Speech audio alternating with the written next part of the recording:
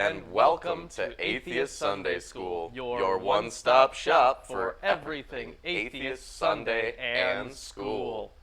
And today we are finally covering probably what is the most important part of the Bible, I think. Well, honestly, if you're a biblical historian, if you're reading the Bible for its truth of divine wisdom, then perhaps every part is the best. Shut the fuck up.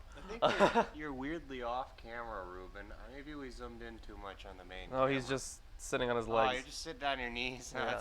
Okay. Am I not off camera anymore? Now you're good. Yeah, you're fine now. You're totally fine. Okay, so this is Josiah's reforms and the Babylonian Exile. They are huge events. I think they are the crux for the Bible. Yes. Yes. And I was reading through a portion in the so-called Deuteronomistic history by Thomas Romer to highlight some interesting things about which parts are post-exilic, which parts are exilic, and which parts are pre-exilic, all that stuff. So I will be diving into that a bit later. But before we get started with the show, we have the 100 Points show. Yes, and announcements. Yeah, and we don't really have many announcements. We had 2 big videos in the works. And you know what? I'm going to be working on a third one too, actually. Yeah, and I'm redoing the logic stuff. Okay, fair enough, yeah. So I'm also going to be doing a video on Lake Michigan's pirate, Dan Seavey. Ooh. Yeah, so I'm going to be doing that. Well, could you also do a video about the wreck of the Edmund Fitzgerald? I could. You could. I don't think I will, but I could. It's one of our few classic shipwrecks in Wisconsin. Well, I could do that, but I don't care enough about Wisconsin. Which is why it's been very difficult for me to come up with an English project, because it had to be about Milwaukee, and I'm like, this place fucking sucks. How can you not care about Wisconsin when the name of the channel is Milwaukee Atheists? Oh, but see, I was going to do something about secularism in Milwaukee, and but I needed like some amount of academic sources. And I'm like, but I'm the source for this. I'm literally part of that community, and I have helped this community for the past 4 years now develop. So, fucking hell. Arguably 10 years. Yes, arguably 10 years, but that wasn't specifically Milwaukee. What? Would you like to retire now that you have tenure? No, I would not. I'd like to keep going. I'll ask you a lot more from now on. Yeah, you could have retired, gotten yourself a nice watch, and I could have pension. I also, yeah, you're right. You know, because that's the benefits of being an atheist YouTuber for 10 years. You get a fucking pension. I wish. Sure. That would be wonderful. Wouldn't it though? If, like, fucking TJ Kirk were to mail you out a check. That'd be fantastic. So, where were we? Right. So before we get into the 100-point show, also we are doing an Alchemy thing for the next 666 drive. We also have. Let's do the Black Mirror after the show. It's snowing. We can't. Is it really snowing? Goddamn. Yes. Welcome to Wisconsin so this has Milwaukee. been trouble. It was 71 degrees earlier this week. Yeah, but every time we've gotten together to do anything, the weather has been so bad that we haven't been able to make our prop for the Demon Summoning. And that's a bummer. But anyways, we will be doing an Alchemy thing. Yes. Chris actually sent me a link to what was it called, Chris? It's Paracelsus's first works. Okay, and he talks. Paracelsus, yeah. Okay, so he talks about how the process of alchemy works and how to do it. He talks about a lot of things, like some scary golems and wind magic and stuff.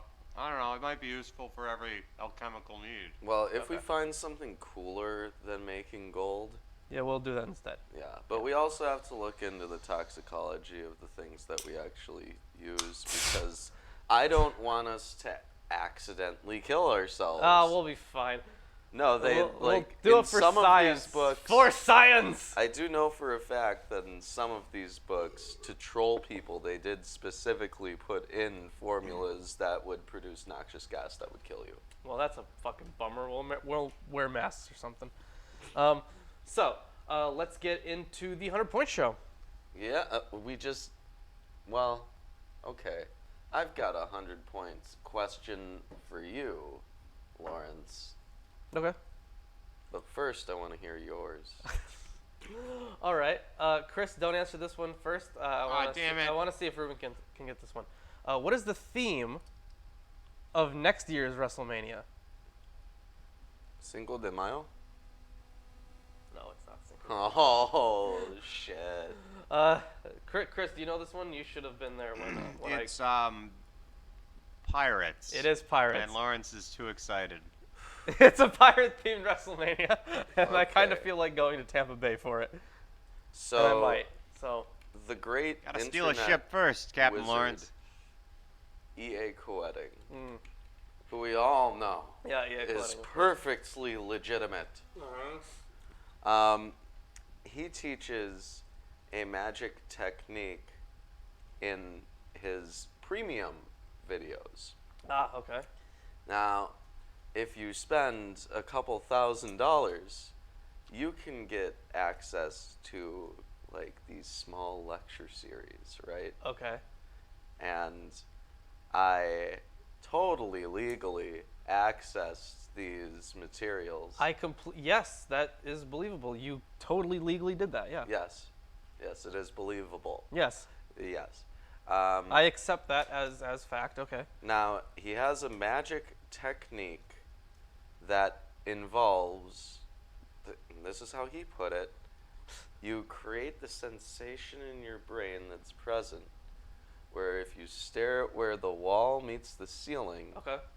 on a wall, well, any given wall, I'm doing it right now. you blur out your vision such that it seems like the wall and the ceiling are on the same plane, like geometric plane. Okay, that's not happening.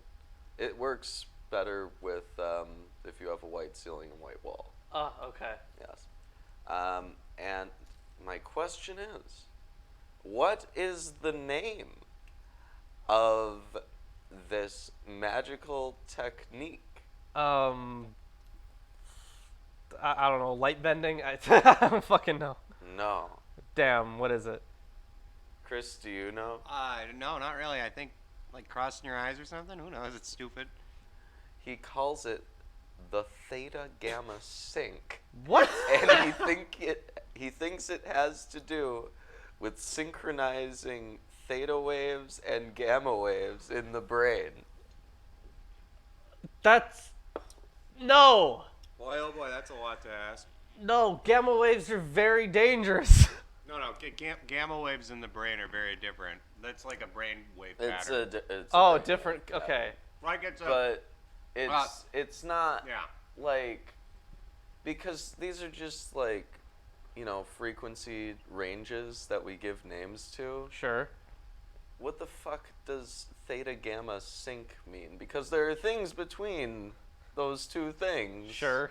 So wouldn't that just be Somewhere in the middle. No, he's probably looking for some kind of where all the trophs line up and shit. Oh yeah, like the Sephiroth on the Tree of Life in Kabbalah. I guess, yeah. Yeah. Yeah, so he's probably looking for that. But anyways, that's a 100-point show. And let's hop right into our chapters for today. I have the English Standard Version. I have the one true version, the King James Version of the Bible. I have 2 drinks, some snacks, and a hookah. We also have this Old Testament survey. And the Holy Scriptures, according to some Jews. And the only other acceptable version, the New King James The New King Bible. James, of course. And of course, I pointed this out before, the so-called Deuteronomistic History by Thomas Romer. I recommend it. It is a good read. And then the Oxford Companion to the Bible. And Unfolding the Deuteronomistic History. So it's been a while since I asked you about that book on the air. Which one? The so-called Deuteronomistic History. Oh, okay. Why don't you fill us in on some tidbits that you have now scrounged up from Thomas Romer. There is some stuff in these chapters that I want to go over. You should show everyone that book. Which one? The The one you're so-called talking about. Deuteronomistic history? This one? Yeah, the small one. Yeah, I did that already, like He's twice. doing it right now. Do it again. Okay, Good job. Okay, it is a good read. Anyways, there is a cool bit about where the original ending of Second Kings was, and I'm gonna point that out later. So this is all. I kind of feel like grabbing a separate Bible that we're not using, not one of these. Maybe I'll just pick up like a different translation, and then I want to like color code things into what is. This into one different has sections. had different lengths for some chapters. Yeah, see. yeah, because that's based on the Masoretic text. Yeah, but this is also, right? No, No. that's based off the Textus Receptus. Yeah, and remember, Textus Receptus refers to all the texts used for the KJV. It's like a by definition kind of thing. Okay, so here's Second Kings, and I'm not gonna like read the whole chapter here because that would be ridiculous. Of course. Here's Second Kings ends at verse 30 Of the last chapter? of the last chapter. Okay, what does And that say? it ends, and for his allowance, there was a continual allowance given him of the king every day, a portion, all the days of his life. What about that? Well, you said that it ends differently. Oh no. I'm talking about which versions in the writing. So the Josianic version, the first edition of the Deuteronomistic history, would have actually ended at 25:21. So Judah was taken into exile out of its land. That would have made way more sense for an ending. That's what I meant. Well, we'll get there. Yeah, exactly. We'll get there. All right. I guess I'll get us started then. Sure. With chapter 22 of 2 Kings from the King James Bible. Josiah was 8 years old when he began to reign, and he reigned 31 years in Jerusalem. And his mother's name was Jedidah, the daughter of Adiah of Boskath. And he did that which was right in the sight of the Lord, and walked in the way of David his father, and turned not aside to the right hand or to the left. And it came to pass in the 18th year of King Josiah that the king sent. Does this mean 18th year of his life? His reign. Okay. Yeah.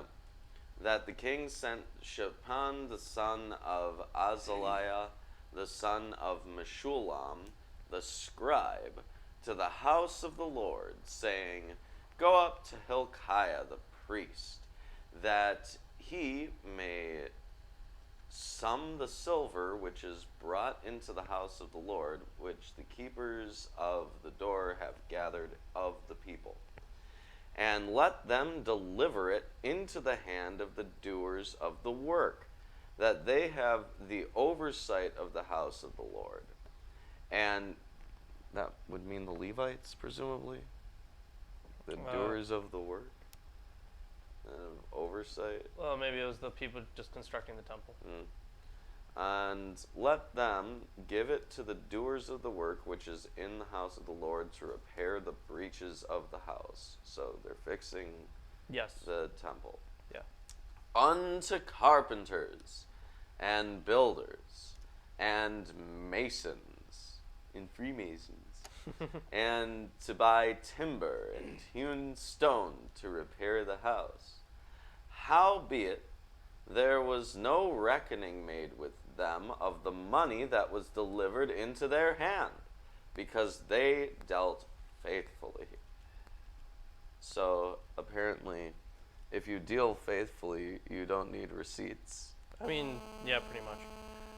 Okay, that's how business yeah. works. If you've been a good salesperson. They're like, yeah, no, we know you're upfront about it. We don't have to check you for all this money that you're getting all this stuff for. It's fine. We'll believe you. It's been the 30th time by now. Yes. We have a question. Do we? Yeah. Read the chat. Oh. In the previous episode, you mentioned the hosts of heaven. I think the host of heaven refers to the sun, moon, and stars. In the beginning of Deuteronomy, it mentions and calls them hosts of heaven. If you read through like some of the Psalms, I think Psalm 84. I'm actually trying to pull it up right now, but it refers to the hosts of heaven as being gods. I think it's Psalm 84. I could Why be wrong. wouldn't the sun, moon, and stars be gods? Well, the thing is that they are separate entities. Yeah. There are plenty of entities in this. Of course there are. Yeah. Why wouldn't they have a sun god, moon god? I mean, probably at the time of when they were henotheistic. Mm-hmm. I'm sure they did. They just didn't worship them as such. And I mean, there are different periods, obviously. Yeah. Egyptians.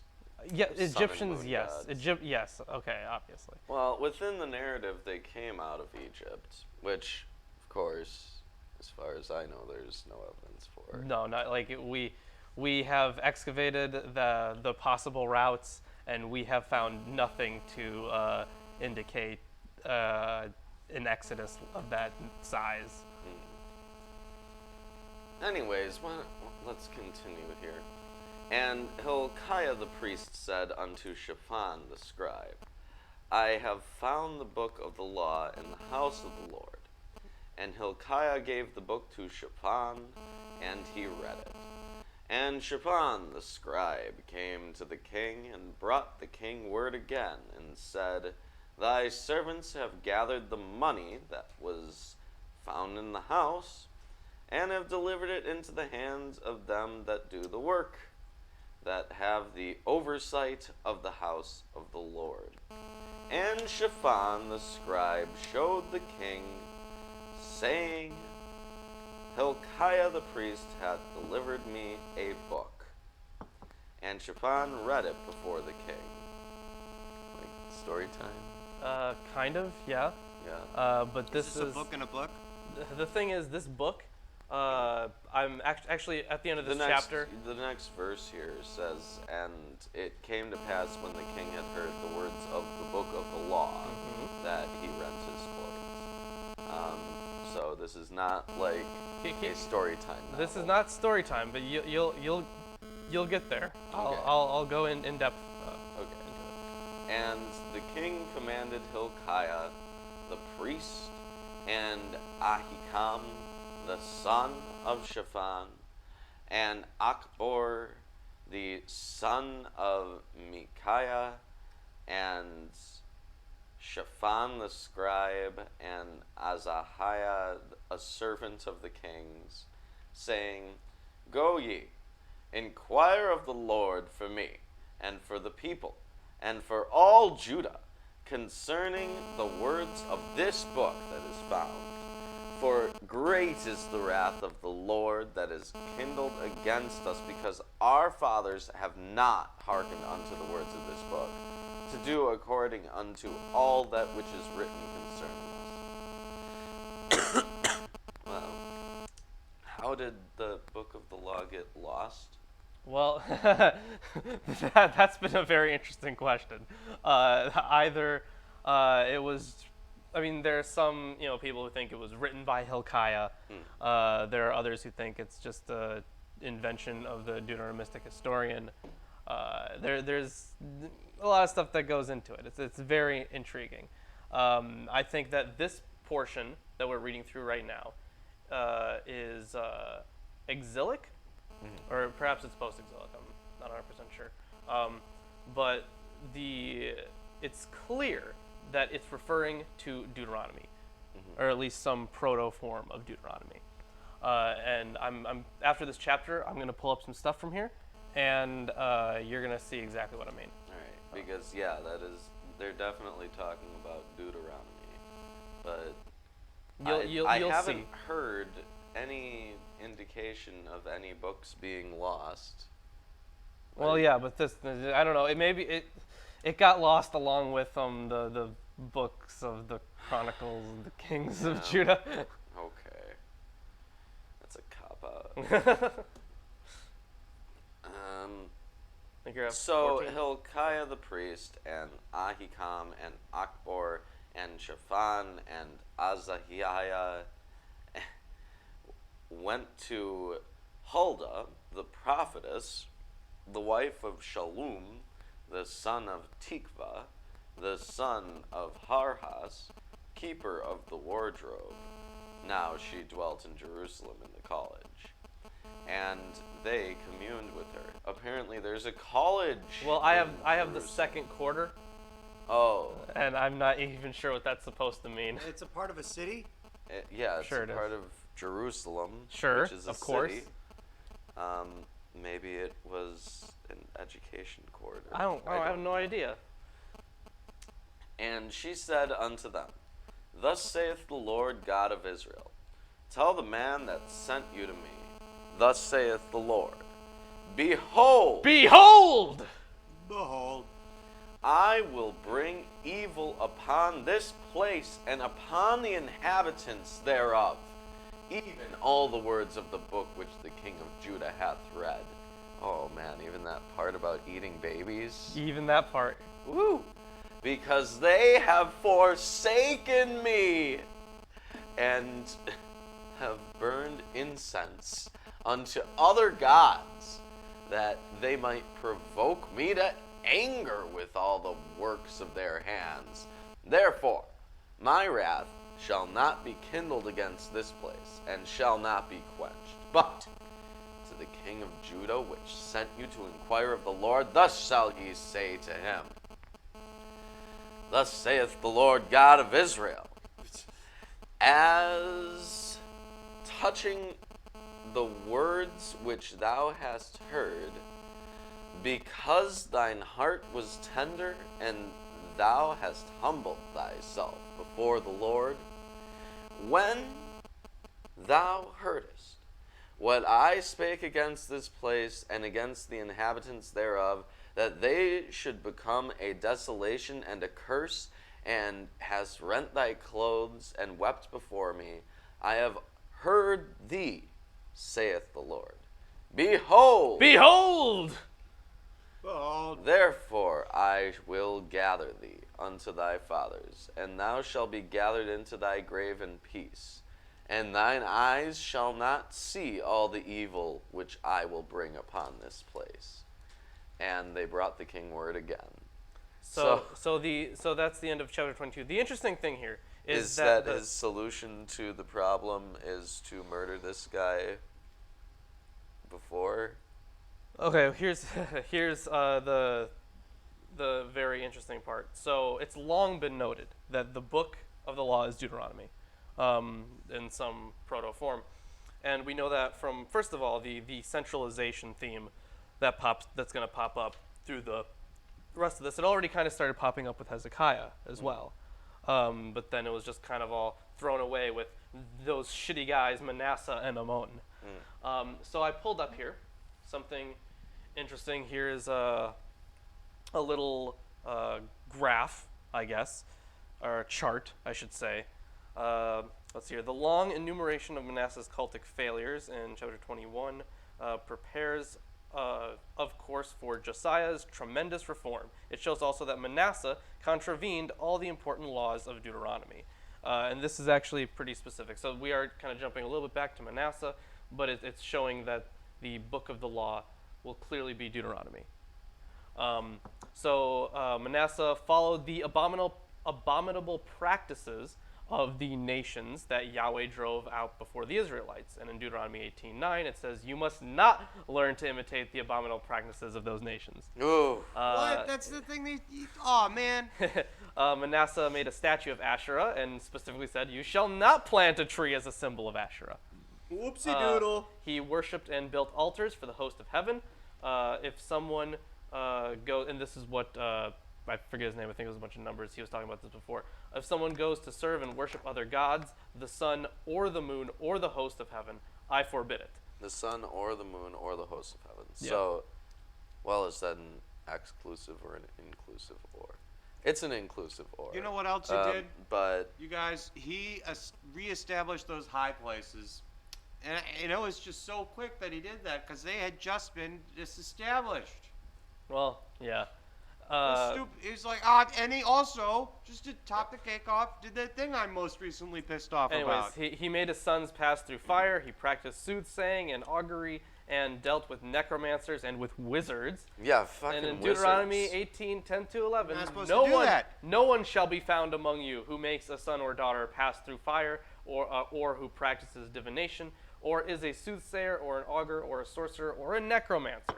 It doesn't say no wizards, though. Wizards are fine. Splitting hairs. Manasseh shed very much innocent blood, and in Deuteronomy 19:10, the blood of an innocent person may not be shed. So Manasseh and Ammon are like the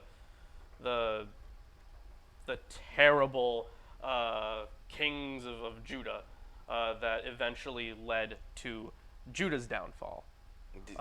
Because they broke all those rules Yeah, that they were totally aware of because they had access to this book. I think they lost it. Or God forgot. But then they rediscover this book, which means they didn't have access to the book, which means that they couldn't be held accountable for not acting in accordance with the book. Yeah, but God.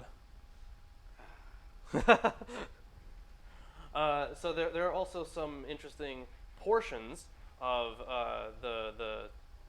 these chapters when describing these kings and how they did poorly. I forget which kings it was, but when we were talking about who was married to, I think it was Jezebel. Who was married to her? Jezebel. Or sorry, no, not Jezebel. There was a woman ruler that they tried their best not to call a queen. I forget her Queen name. of Sheba? That's really old. Well, I know. But the interesting thing is because they were part, I forget which ones they were. They were part Phoenician, so they couldn't say that they were, that they made Israel to sin. Instead, they did, they followed in Israel because since they were foreigners, they couldn't be included in that bunch. So there is some interesting stuff that Robert points out. But anyways, that is the end of chapter 22. If you enjoyed this so far, be sure to give us a like. And if it wouldn't hurt you too much, you should also share this with your friends, family, neighbors, priests, countrymen, priests. Yeah. Whether or not friends. they're currently under investigation. Anyone in Antarctica. Anyone in Antarctica. Landon, we're talking to you. Landon, we're talking to you. We still want to be the most popular show in Antarctica. Yeah, we could do it. We could do it. I bet we're well on our way at this point. That'd be a whole pretty cool. continent. You guys Exactly, a whole continent. have skipped the country phase, the state phase in popularity. You've done it. You're bigger than anybody on a continent would be impressive. Well, let's jump right into chapter 23 then, shall we? Yep. Kings of the South. Then the king sent, and all the elders of Judah and Jerusalem were gathered to him. And the king went up to the house of the Lord, and with him all the men of Judah, and all the inhabitants of Jerusalem, and the priests and the prophets, all the people, both small and great. And he read in the hearing all the words of the book of the covenant that had been found in the house of the Lord. And the king stood by the pillar and made a covenant before the Lord, to walk after the Lord, and to keep his commandments and his testimonies and his statutes with all his heart and all his soul, to perform the words of this covenant that were written in this book. And all the people joined in the covenant. And part of this is, of course, establishing a centralized cult in Jerusalem. and those are some of the first actions that are taken. I see you turn your mic off. Okay, never mind. And the king commanded Hilkiah, the high priest, and the priests of the second order, and the keepers of the threshold, to bring out of the temple of the Lord all the vessels made for Baal, for Asherah, and for all the hosts of heaven. Why are there vessels made for Asherah? I thought that her whole deal was like totem poles and trees. Well, I mean, I think that is kind of what it means, like any cultic objects. It's generic in this case. Yeah.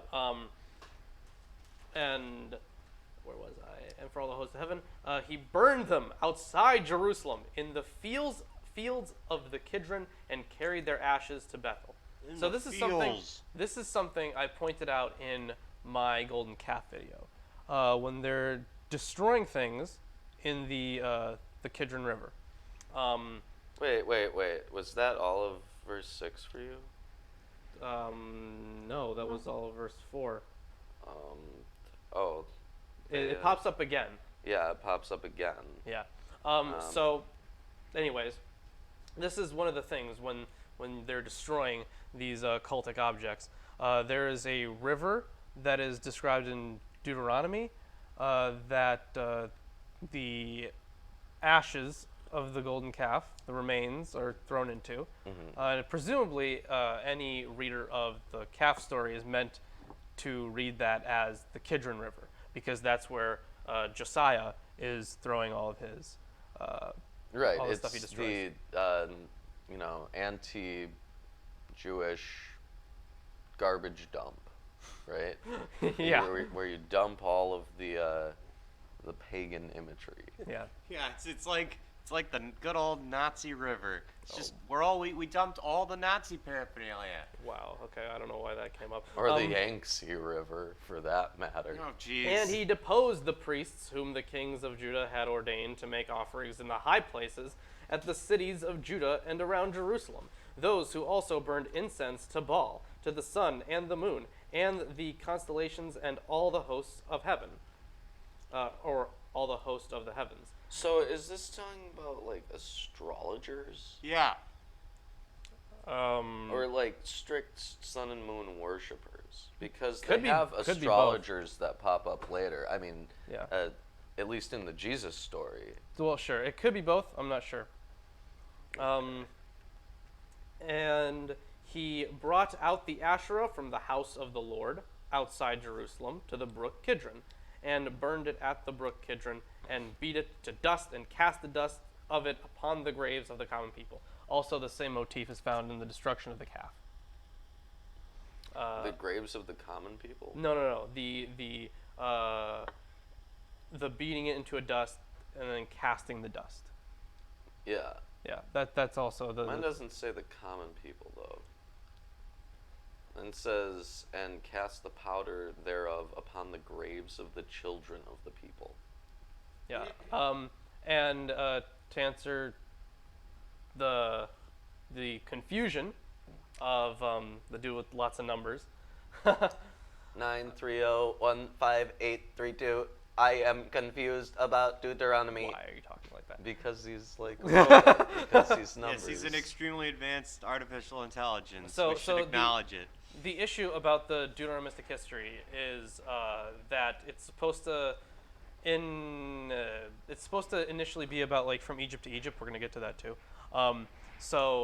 The thing is, it was written in certain phases. You have the initial Josianic one, Yeah. and which is probably around. It probably included stuff like the dynastic promise, and then you get to the exilic stuff about like these complete destructions, and then you get the post-exilic stuff during the Persian period, which is very kind of hopeful. So the issue is that before Josiah, they would have they were believing and worshiping many gods, and there was the thing is they acknowledged the existence of these other gods. They were henotheistic, and then eventually became monotheistic. Yes. I mean, of course, early Israelites were polytheists. Yes. So the thing is they didn't Yeah, they believed that these other gods existed. They just believed that Yahweh was the main one. So, you don't think that Genesis is the oldest book? No, of course not. Of course not. So, being as Genesis would have likely been written after this Yahweh movement, why do they use the plural forms? Sure. That's actually a very good question. So if we're taking the stance of multiple authors, which scholars do, you have because the Deuteronomists were like these elites that actually were probably in the group that was exiled, because there were some that did stay in Jerusalem. And after they came back, they were very that probably ushered in the age of this new monotheism. They had some of the Persian influence, because the Persians were monotheists. They believed in Ahura Mazda and Zoroastrianism. Yes. So the thing is, they had competing things. And then when we're going to the texts of the Torah, you have the priestly texts, which were probably written by the Aaronid priesthood, or an Aaronid priest. And then you have the texts of a different group that were more of I don't know if I should call it folk religion type of group, but they believed shamanistic. No, the thing is, they believed in more of what their fathers believed in. So like an ancestor? They were the ones that were probably believing in the henotheistic versions, while the other ones were accepting this new monotheism. Okay. Yeah. It's a new thing. Check it out. Anyways, why don't you... Yeah, where the fuck was I? We just went off on a whole thing. They were burning in the Kidron River, right? Yeah, okay. I think... Yep, and he broke down the houses of the male cult prostitutes who Sodomites. Mine says houses of the Sodomites. Who were in the house of the Lord, where the women wove hangings for the Asherah. And he brought all the priests out of the cities of Judah and defiled the high places where the priests had made offerings, from Geba to Beersheba. And he broke down the high places of the gates that were at the entrance of the gate of Joshua, the governor of the city, which were on one's left at the gate. Which were on one's left at the gate of the city. However, the priests of the high places did not come up to the altar of the Lord in Jerusalem. Wait. What does that mean? What? So if they're on a man's left hand, mine says... When they're entering the city, probably. At the gate of the city. But it doesn't specify entering the city. So it could mean either side. It could, sure. But I'm going to guess it means entering. Can you move your drink just a little? This one? Yeah. Thanks. Okay. It was right on camera while we are on the zoom-in camera for you. Gotcha. Okay. And it looks dumb. Anyways. Where the hell was I? However, the priests of the high places did not come up to the altar of the Lord in Jerusalem, but they ate unleavened bread. Oh no! Among their brothers. And he defiled Topheth, which is in the valley of the son of Hinnom, that no one might burn his son or his daughter as an offering to Molech. And he removed the horses that the kings of Judah had dedicated to the sun at the entrance of the house of the Lord by the chamber of Nathan Melech, the chamberlain, which was in the precincts. And also, horses, this reference to horses, is supposed to denote something royal, because it was the royalty. Mine says the chariots of the sun. Well, that would probably work too. Although chariots of the sun is very interesting. That is very different than horses that they had dedicated to the sun. It says, and he took away the horses that the kings of Judah had given to the sun at the entering in of the house of the Lord by the chamber of Nathan Melech, the chamberlain, which was in the suburbs, and burned the chariots of the sun with fire. Oh, see, for the second one, I have chariots of the sun. Oh. I have chariots of the sun for the second one. But I mean, it says horses. Oh, first. okay. I thought you were talking about that before. Okay.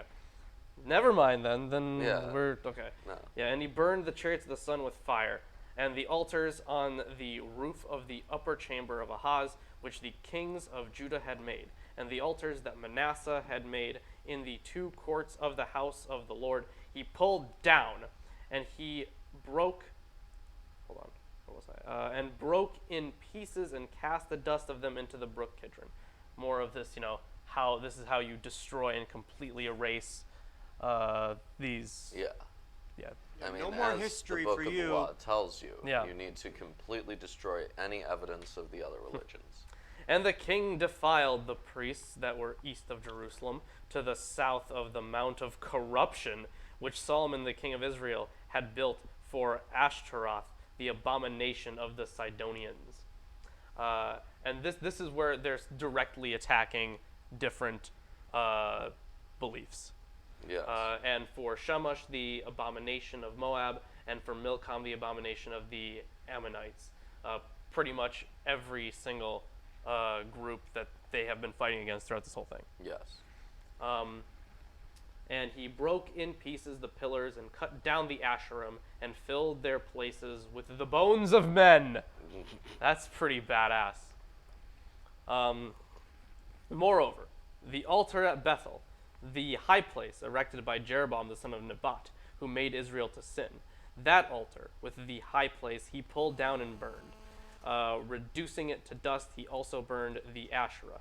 And the interesting thing here is that because it seems to be talking about one specific altar, there was an argument about Jeroboam only having erected one or two, maybe two calves at Bethel, maybe one calf at Bethel, because Dan, as we have seen already, Dan never gets brought up as a place where this newfound calf worship is happening.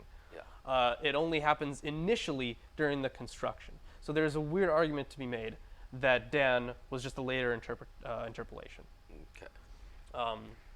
And as Josiah turned, he saw the tombs there on the mount, and he sent and took the bones out of the tombs and burned them on the altar and defiled it, according to the word of the Lord that the man of God proclaimed, who had predicted these things. Then he said, "What is that monument that I see?" And the men of the city told him, "It is the tomb of the man of God who came from Judah and predicted these things that you have done against the altar at Bethel."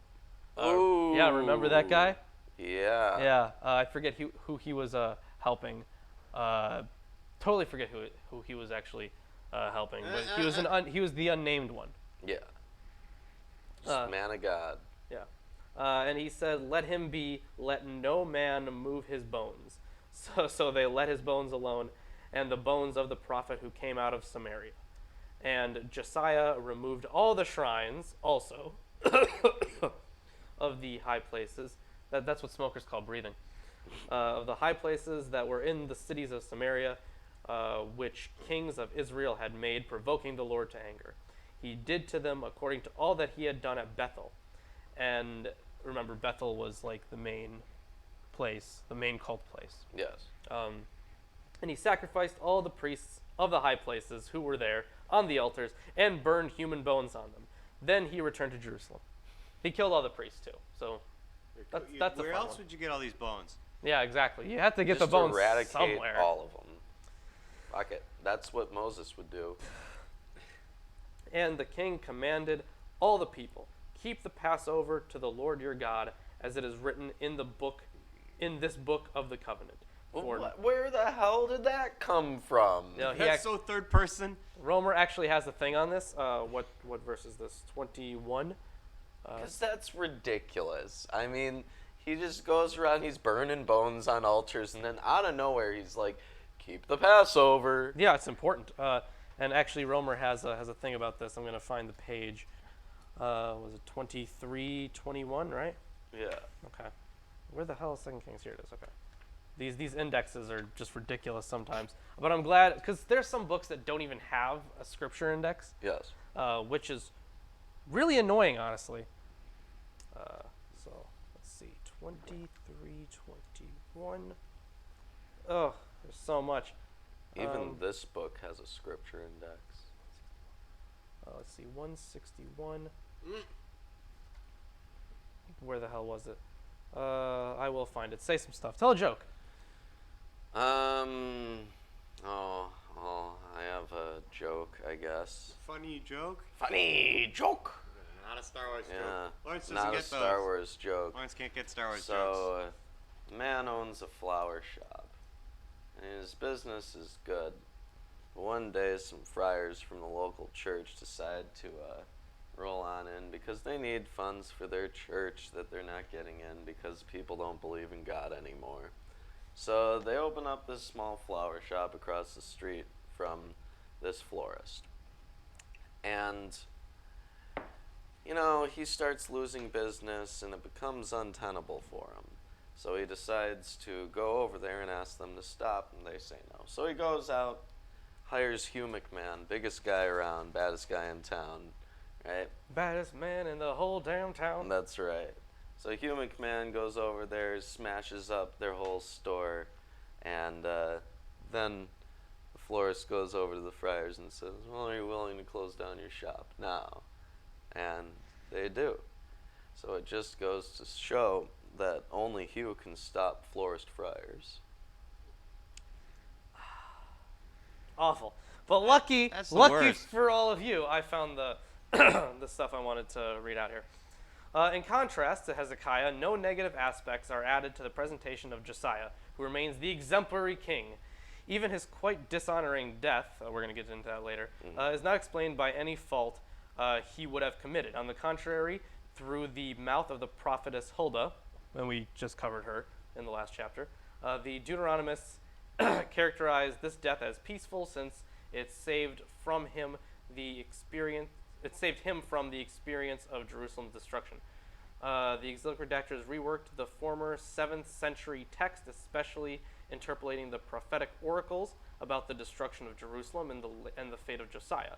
They probably also added the celebration of a Passover in order to integrate the time of the judges into the Deuteronomistic chronology, and they also underlined the defilement of the Bethel sanctuary, which during the exilic period probably was a serious rival to the partially destroyed Temple of Jerusalem. And then apparently, he has a note here. Interestingly, the parallel account in Chronicles states that, quote, no Passover like it had been kept in Israel since the days of the prophet Samuel. Yeah. Oh so my. there's another connection for another theme throughout the Deuteronomistic history. Wow. Now, where the hell was I about this, the Passover? Yeah, for no such Passover had been kept since the days of the judges who judged Israel, or during all the days of the kings of Israel, or of the kings of Judah. But in the 18th year of King Josiah, this Passover was kept to the Lord in Jerusalem. Moreover, Josiah put away the mediums and the necromancers and the household gods and the idols and all the abominations that were seen in the land of Judah and in Jerusalem, that he might establish the words of the law that were written in the book that Hilkiah the priest found in the house of the Lord. Wait. What? This book was just sitting around in the house. Yeah, they forgot about it though. It was just sitting around. Well, the thing is that they were it was found while they were renovating. They were renovating, but why was this book Just sitting there, yeah. in the wall? Yeah. Like, come on. It's a kind of Brett Keane-like book.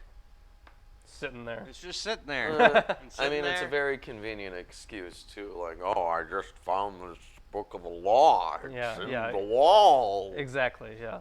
So Very stupid. convenient. Before him, there was no king like him, who turned to the Lord with all his heart and with all his soul and with all his might, according to all the law of Moses. Nor did any like him arise after him. Still, the Lord did not turn from the burning of his great wrath. See, this is kind of like, yeah, he was awesome, but that wasn't good enough. It's not his fault. He tried. He tried his best, but things didn't end up going so well. You should have renovated sooner. So hard and got so far, but in the end, it didn't even matter. Thank you. Still, the Lord did not turn from the burning of his great wrath, by which his anger was kindled against Judah, because of all the provocations with which Manasseh had provoked him.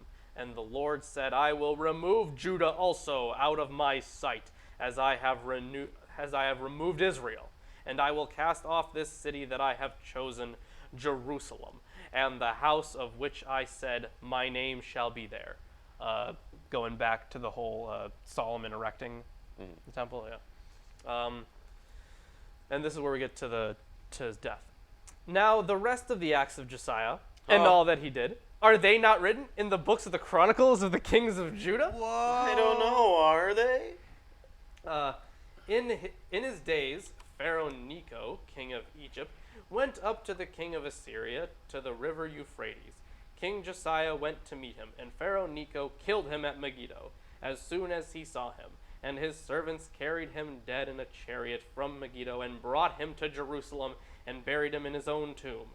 And the people of the land took Jehoahaz the son of Josiah and anointed him and made him king in his father's place. And now begins the actual complete fall. This is where shit hits the fan. Shit starts to hit the fan right here. I mean, so God told him that after he died, that's it. It's time to get things done. Yeah, that's why he waited. Yeah. That was one of the things. That's why he waited. You know, that was not something that Genesis God would have done.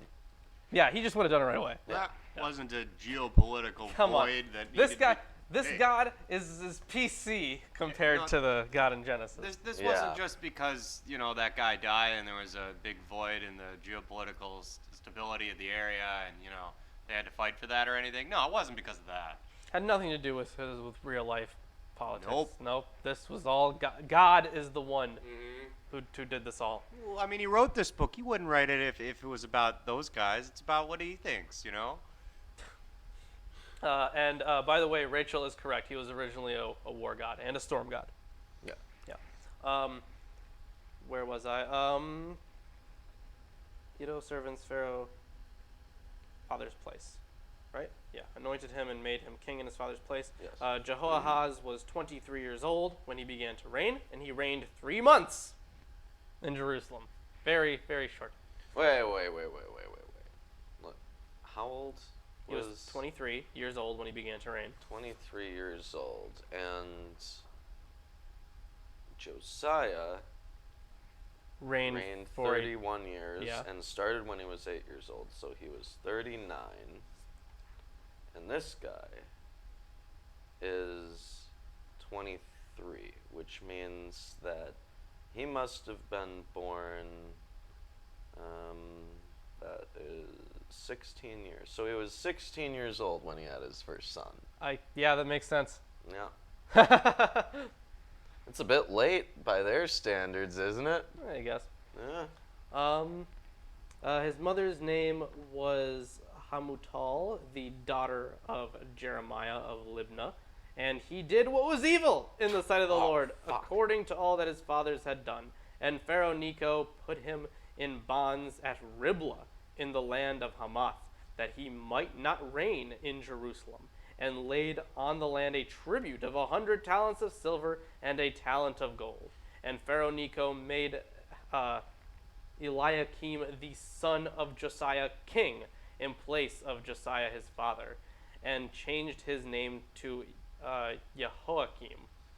But he took Jehoahaz away, and he came to Egypt and died there. And Jehoiakim gave the silver and the gold to Pharaoh, but he taxed the land to give the money according to the command of Pharaoh. He exacted the silver and the gold of the people of the land from everyone according to his assessment to give to Pharaoh Necho. Joachim was 25 years old when he began to reign, and he reigned 11 years in Jerusalem. His mother's name was Zebidah, the daughter of Pedaiah of Rumah, and he did what was evil in the sight of the Lord, according to all that his fathers had done. Wait. We waited a while. His acts aren't written. I know. Oh, man. I know. Crazy. Oh. So the interesting thing here is about them going back to Egypt. I think at the end of Deuteronomy it said something about people going back to Egypt. Yes. Like that's going to be like that was the final curse actually, in Deuteronomy 28. Deuteronomy 28. Yeah, because remember Deuteronomy 28 is the crazy chapter, the one that I fucking loved reading. It was really intense. Just all those curses. The final curse. And the Lord will bring you back in ships to Egypt, a journey that I promised that you should never make again. And there you shall offer yourselves for sale to your enemies as male and female slaves, but there will be no buyer. So yeah, about them going back to Egypt. Wow. You know, he had always said, "Isn't this the God that brings us out of Egypt so many times?" Yeah, but in this whole time it's been a dupe. Derp, derp. What an asshole. He's going back. But anyways, that is the end of chapter 23. That's the end of chapter 23 for you, right? Wait, what's that strange interference? Do you hear that? Yeah. I get that a lot recently. Yeah, I think it's probably the tinnitus. Yeah, probably my tinnitus. Yeah, your tinnitus. What's wrong, guys? Something's happening? Yeah. Tell me something's wrong? Yeah. Oh, what could possibly be wrong? I don't know.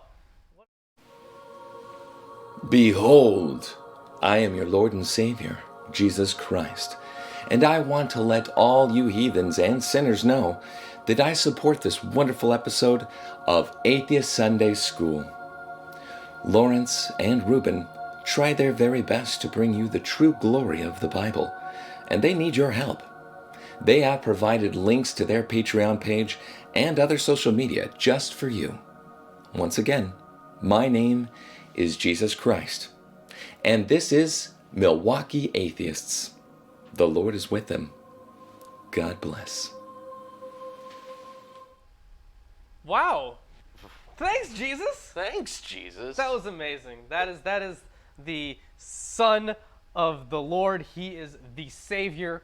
So thank you, Jesus, for showing your support for this channel. I mean, he might be a little bit of a trust fund kid. Maybe just a little. Maybe a little bit. Yeah. Maybe a bit of a yuppie. So before we, that was the end of chapter 23 for you, right? Because it looks kind of strange here. Yes. Okay, good. So before we hop into that, right now we have 20 viewers. So we should have 20 likes. We should have 20 likes. Yeah, so drop a like if you guys are enjoying the stream, because it really does help us out, actually. And if it helps out the algorithm. Each of you share it 10 times, we could potentially have more. 200 we viewers. Could have more viewers. Than that. Yeah. It could be incredible. Yeah, but either way, all that good sharing and subscribing start, if you haven't, all that good stuff. Once we start regularly getting thousands of people, we got to get a choir together. Okay. To do atheist songs. That's a great idea. Yeah. We should start writing those now. Oh man, that's gonna be so fun and easy. Whoop-de-doo. Okay. There is no God. Yeah. Let's hop right into chapter 24. Okay, well, let's do this. Yeah. In his days, Nebuchadnezzar, king of Babylon, came up, and Jehoiakim became his servant 3 years. Then he turned and rebelled against him, and the Lord sent him bands of the Chaldees. And Chaldeans. Mine says Chaldees. Wait, where? Oh, it does say Chaldees. Okay. And the bands of the Syrians, and the bands of the Moabites, and bands of the children of Ammon.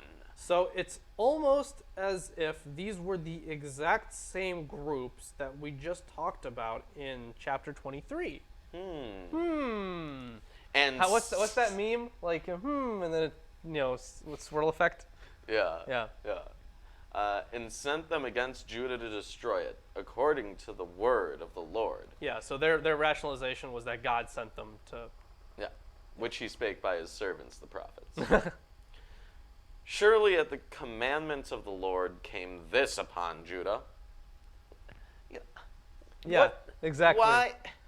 You're already on shaky ground here, being a religious text. What? You could just make the statement that the commandment of the Lord caused him to do this, but you're like, surely at the commandments of the Lord came this upon Judah. Like, oh yeah, he must have thought of this. Like, Must have. Must have. It's ridiculous. Hello, camera 4. How are you? Wave to camera 4, Ruben. Yeah, finger guns. Yeah. Surely. We're introducing another commandment dimension of space just for you guys. Yeah. To remove them out of his sight for the sins of Manasseh, according to all that he did, and also for the innocent blood that he shed, for he filled Jerusalem with innocent blood, which the Lord would not pardon. Yeah, so obviously he did all this terrible stuff, but since Josiah was so good, he just had to wait to destroy it. But he couldn't do it because Josiah was so good. Yeah. So they have this nifty way of, even though they place blame on every single king for every single bad thing that happens, they didn't do it for Josiah. They found a way to wiggle out of Josiah being the cause for this stuff. In every single case. Now, all the rest of the acts of Jehoiakim. Oh, he does get written about. And all that he did, are they not written in the book of the Chronicles of the Kings of Judah? So Jehoiakim slept with his fathers, and Jehoiachin, his son, reigned in his stead. And the king of Egypt came not again any more out of his land, for the king of Babylon had taken from the river of Egypt unto the river Euphrates all that pertained to the king of Egypt. Jehoiachin was 18 years old when he began to reign, and he reigned in Jerusalem 3 months, and his daughter's name was Nehushta. Which really is a lot like the name of that bronze snake. Oh, she's named after the bronze snake. Actually, that's interesting. Those are really close. Okay, go on. The daughter of Elnathan of Jerusalem. And he did that which was evil in the sight of the Lord, according to all that his father had done. At that time, the servants of Nebuchadnezzar, king of Babylon, came up against Jerusalem, and the city was besieged. As is tradition. And Nebuchadnezzar, king of Babylon, came against the city, and his servants did besiege it. And Jehoiachin, the king of Judah, went out to the king of Babylon, he and his mother and his servants and his princes and his officers, and the king of Babylon took him in the 8th year of his reign. And he carried out thence all the treasures of the house of the Lord, and the treasure of the king's house, and cut in pieces all the vessels of gold which Solomon, king of Israel, had made in the temple of the Lord, as the Lord had said. And he carried away all Jerusalem, and all the princes, and all the mighty men of valor, even 10,000 captives, and all the craftsmen and smiths. None remained, save the poorest sort of the people of the land. And so he carried away Jehoiachin to Babylon, and the king's mother, and the king's wives, and his officers, and the mighty of the land, those carried he into captivity from Jerusalem to Babylon. And all the men of might, even 7,000, and craftsmen and smiths 1,000, all that were strong and apt for war, even them the king of Babylon brought captive to Babylon. And the king of Babylon made Mattaniah, his father's brother, king in his stead. Yeah, Joachim's uncle. Yes. And changed his name to Zedekiah. Yeah. Zedekiah was 21 years old when he began to reign. And he reigned 11 years in Jerusalem. And his mother's name was Hamutal, the daughter of Jeremiah of Libnah. And he did that which was evil in the sight of the Lord, Who according doesn't? to all that Jehoiakim had done. For though through the anger of the Lord it came to pass in Jerusalem and Judah, until he had cast them out from his presence, that Zedekiah rebelled against the king of Babylon. Yeah, and that's a lot of the time seen as the catalyst for a good amount of the stuff that happens next. And that's the end of chapter 24. Now we are moving on to the final chapter. Yes, the final chapter. Of the Book of Kingdoms? Yes, of the Book of Kingdoms. Of the Deuteronomistic history? Yes. Hey, will they even bring up that other book in the next sections? Which other book? The one that it's been written about. Oh, I don't know. Maybe we'll find out. But we're gonna. Oh my God! Next week, I'm not excited. Next week is the big one.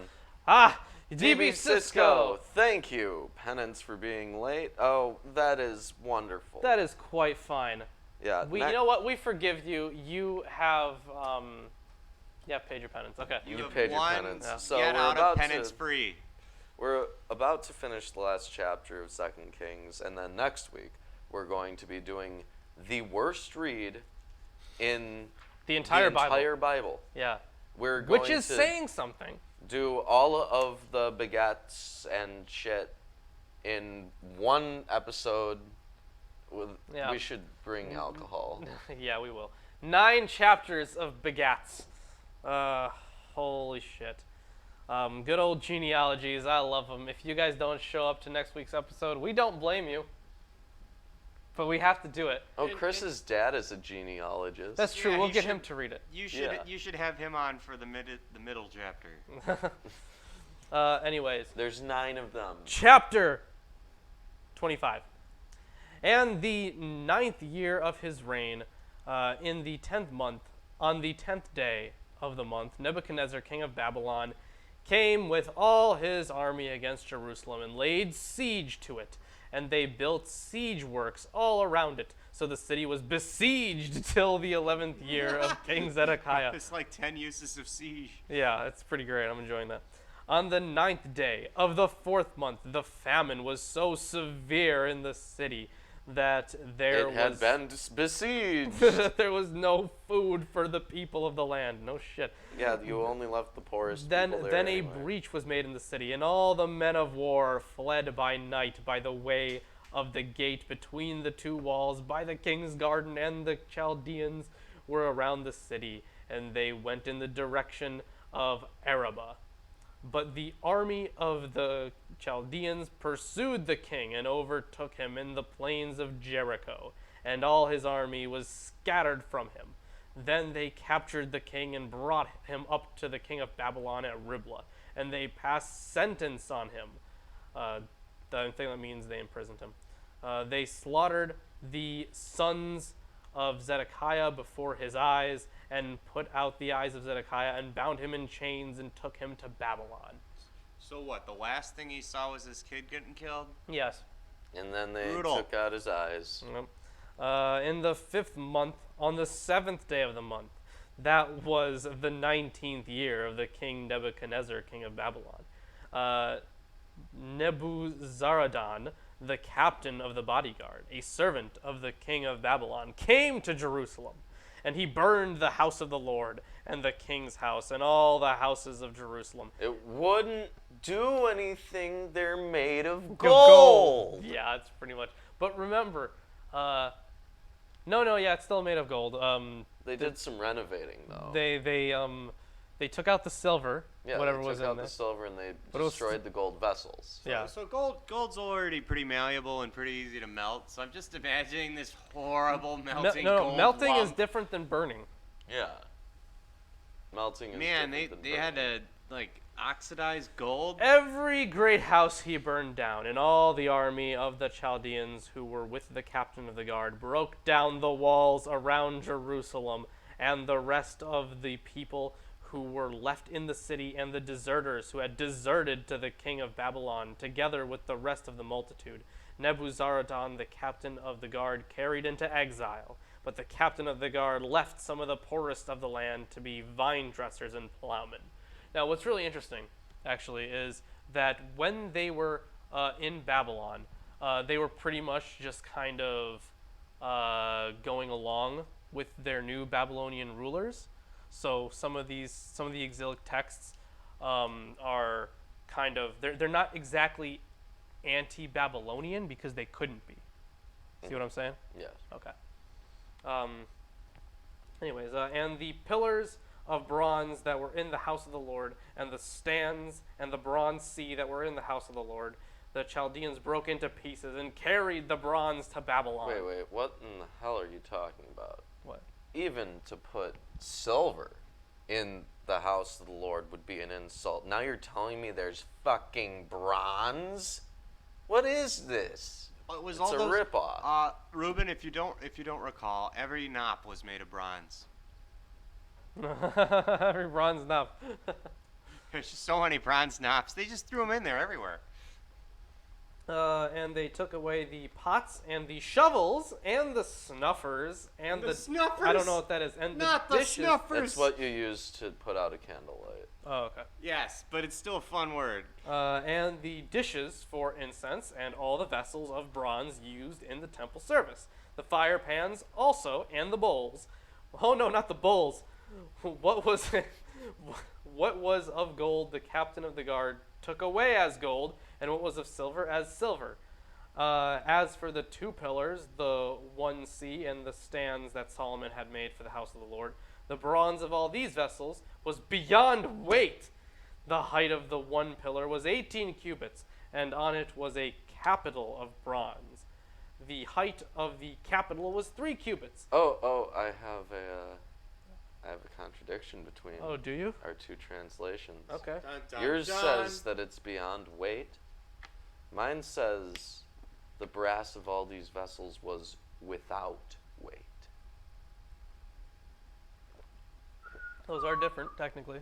Yes.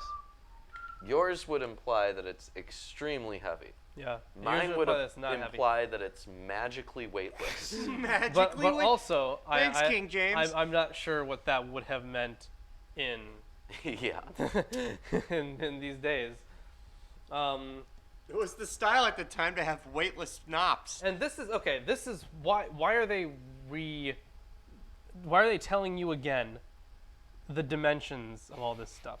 We have already been through this, first of all, and that was enough. Once was enough when describing the temple.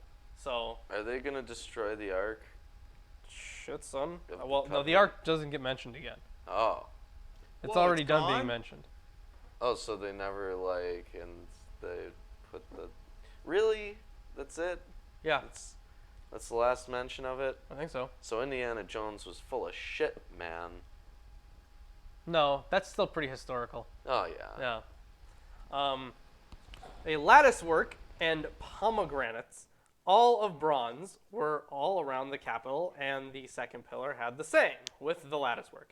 And the captain of the guard took Sariah, the chief priest, and Zephaniah, the second priest, and all 3 keepers of the threshold, and from the city he took an officer who had been in command of the men of war, and 5 men of the king's council who were found in the city, and the secretary of the commander of the army, who mustered the people of the land, and 60 men of the people of the land who were found in the city. And Nebuzaradan, the captain of the guard, took them and brought them to the king of Babylon at Riblah. And the king of Babylon struck them down and put them to death at Riblah, in the land of Hamath. So Judah was taken into exile out of its land. That was probably the initial ending of the exilic period, of the exilic edition.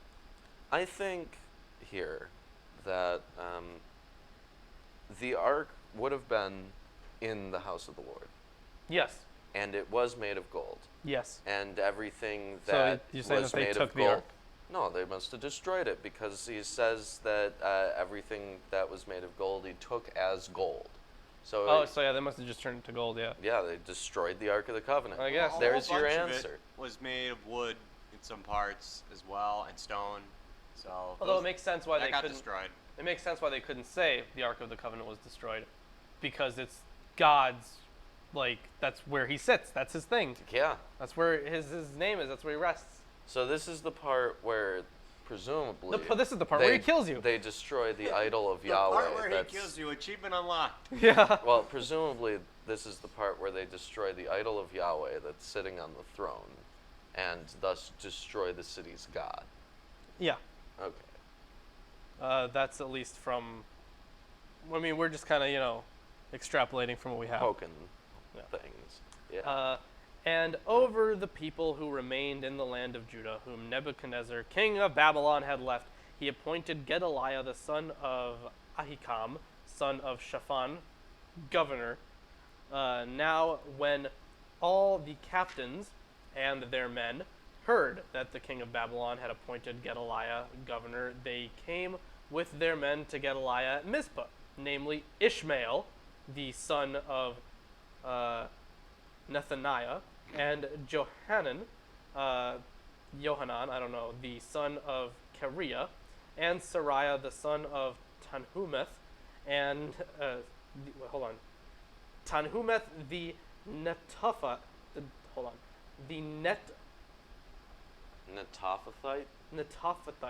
Yeah, that's really weird. And Jezaniah, the son of the Maacathite, and Gedaliah swore to them and their men, saying, "Do not be afraid because of the Chaldean officials. Live in the land and serve the king of Babylon, and it shall be well with you." Thank you, Ragabash Dabbler. Thank you for the 666. That goes right into the Alchemy, or if we find something cooler, we'll do that fund. Yes. So yeah, this is kind of stuff I was talking about before, with them just pretty much going with their new Babylonian leaders. Yeah. Yeah. But in the 7th month, I don't think I finished that sentence. Babylon, and it shall be well with you. But in the 7th month, Ishmael, the son of Nethaniah, son of Elishama, of the royal family, came with 10 men and struck down Gedaliah and put him to death, along with the Jews and the Chaldeans who were with him at Mizpah. Then all the people, both small and great, and the captains of the forces arose and went to Egypt, for they were afraid of the Chaldeans. Chaldees, thank you very much. Whatever. And in the 37th year of the exile of Jehoiakim, king of Judah, in the 12th month, on the 27th day of the month, evil. Wait, hold on. Evil! Hold on. Is his name Evil Merodach? What does yours say? Avilmerodach. Okay, so Evil Merodach. It has an apostrophe after the E in mine. Yeah, I got a dash pronunciation. here, yeah. Yeah. So he's got evil in his name. Yeah. That can't be He's the good. good guy. I bet he twirls his mustache. He has to. How can you not twirl your mustache when you're that evil? Yeah. Yeah. King of Babylon, in the year that he began to reign, graciously freed Jehoiakim, king of Judah, from prison. And remember, it's really interesting that now, because Lawrence, we need a hold shirt that says, it's really interesting. So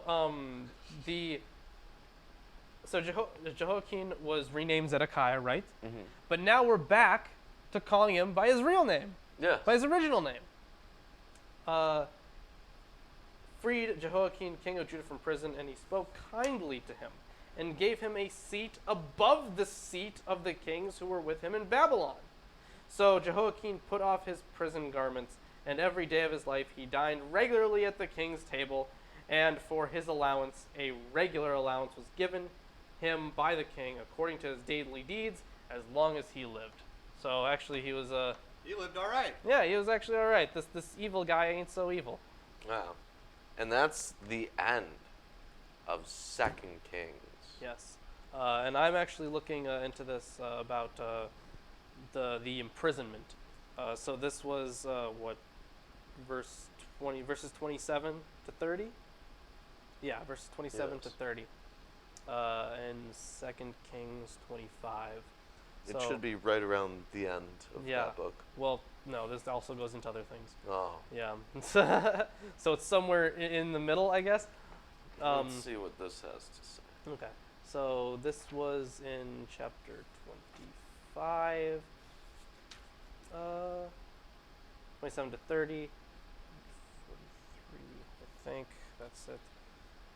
I know, this is just riveting content right now. If you guys enjoy flipping through pages, don't forget to do that. Okay, so it is often argued that the account about King Joachim's release from his Babylonian prison in 2 Kings 25, 27 to 30 expresses hope for the restoration of the Davidic dynasty.